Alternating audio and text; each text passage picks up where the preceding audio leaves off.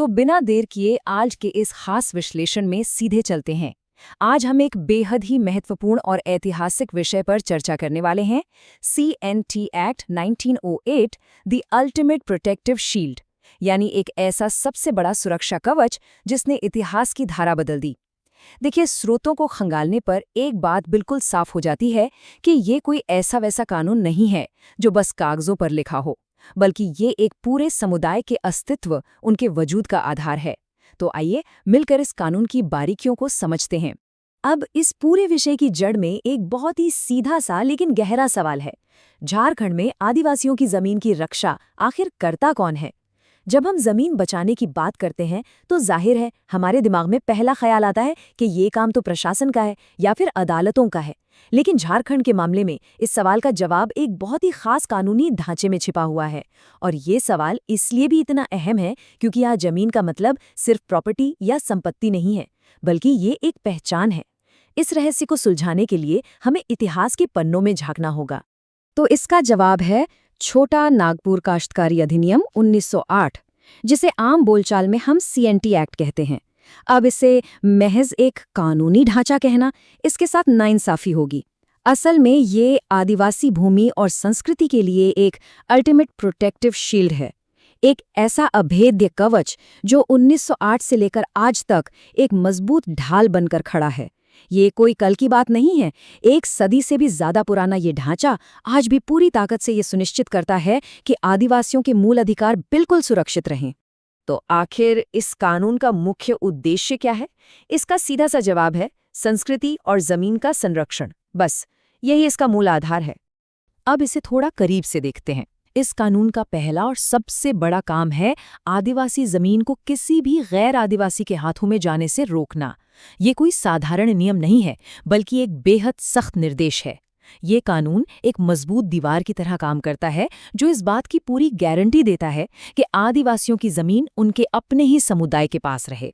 इसका सीधा सा मतलब है कि जमीन के हस्तांतरण यानी ट्रांसफर पर एक बहुत ही कड़ी निगरानी रखी गई है, ताकि बाहरी दखलंदाजी से समुदाय को बचाया जा सके। लेकिन देखिए, बात सिर्फ मिट्टी या जमीन के टुकड़ों की नहीं है। जमीन को बचाने का सीधा संबंध वहां की सदियों पुरानी संस्कृति और परंपराओं को बचाने से है। जब जमीन बाहरी लोगों के पास जाने से रुकती है, तो असल में वो पूरा का पूरा सामाजिक ताना बाना सुरक्षित हो जाता है। आदिवासी समाज में उनके त्योहार, उनकी पूजा पद्धति और उनका रहन सहन उनकी जमीन और जंगलों से गहराई से जुड़ा होता है। इसलिए जब CNT एक्ट जमीन की रक्षा करता है, तो वो बिना कहे उन हजारों साल पुरानी परंपराओं को भी विलुप्त होने से बचा लेता है। अब बात करते हैं इसके सबसे चर्चित हिस्से की, धारा 46, यानी बिक्री पर पूरी तरह से प्रतिबंध।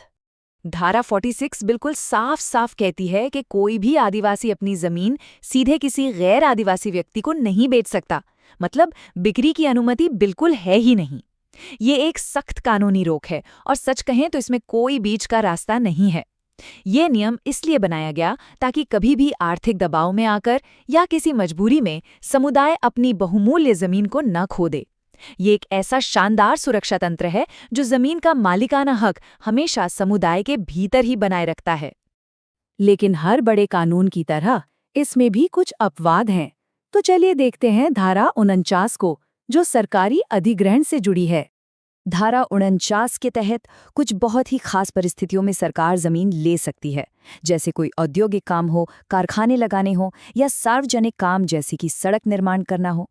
लेकिन यहाँ एक बात बिल्कुल साफ कर दें, ऐसा नहीं है कि सरकार जब चाहे जमीन ले लेगी। इसके नियम बेहद बेहद सख्त हैं। सरकार को भी कड़ी नियमों और कानूनी प्रक्रियाओं से गुजरना पड़ता है। ये दिखाता है कि विकास के लिए जगह तो दी गई है, लेकिन ये पूरी तरह से सुनिश्चित किया गया है कि कानून के मूल उद्देश्य के साथ कोई समझौता ना हो। अब आते हैं इस पूरे कानून के सबसे दमदार और अनोखे हिस्से पर, धारा 71, यानी जमीन की वापसी। अगर हम सोचें कि किसी आदिवासी की जमीन धोखे से या छल कपट से छीन ली गई है, तो क्या सब खत्म हो गया? बिल्कुल नहीं।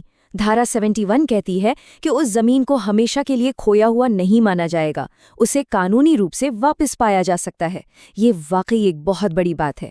गलत तरीके से ली गई जमीन को वापस उसके असली मालिक को लौटाने का ये प्रावधान एक बहुत बड़ी ताकत है। ये कानून सिर्फ रोकथाम ही नहीं करता, बल्कि जो छीना गया है उसे पूरे सम्मान के साथ वापस भी दिलाता है। तो इन सभी बातों और धाराओं को एक साथ रखकर देखें तो एक बात बिल्कुल साफ हो जाती है कि ये सिर्फ एक कानून से कहीं बढ़कर है। अंततः ये कहा जा सकता है कि ये सिर्फ एक कानून नहीं है, ये आदिवासी पहचान और अधिकारों की ढाल है। और यही वाक्य इस पूरे विषय का निचोड़ है। जो शुरुआत हमने एक सुरक्षा कवच के रूप में की थी, वो बात यहाँ आकर 100% सच साबित होती है। जमीन की रक्षा करना असल में अधिकारों की रक्षा करना है। ये एक ऐसी ढाल है जो बाहरी प्रभावों से लड़ती है और अपनी संस्कृति को फलने फूलने का एक सुरक्षित माहौल देती है। तो इस विश्लेषण को खत्म करते हुए एक बहुत ही गहरा सवाल जहन में आता है, आखिर CNT एक्ट जैसे कानूनी ढांचे किसी भी सांस्कृतिक पहचान के भविष्य को कैसे तय करते हैं। ये वाकई सोचने वाली बात है कि एक सदी पहले बनाए गए नियम आज भी ये तय कर रहे हैं कि कोई संस्कृति भविष्य में कैसे बचेगी और कैसे आगे बढ़ेगी। आज के इस गहरे विश्लेषण में हमारे साथ जुड़ने के लिए बहुत बहुत धन्यवाद। ऐसी ही और दिलचस्प और ज्ञानवर्धक चर्चाओं के लिए जुड़े रहें।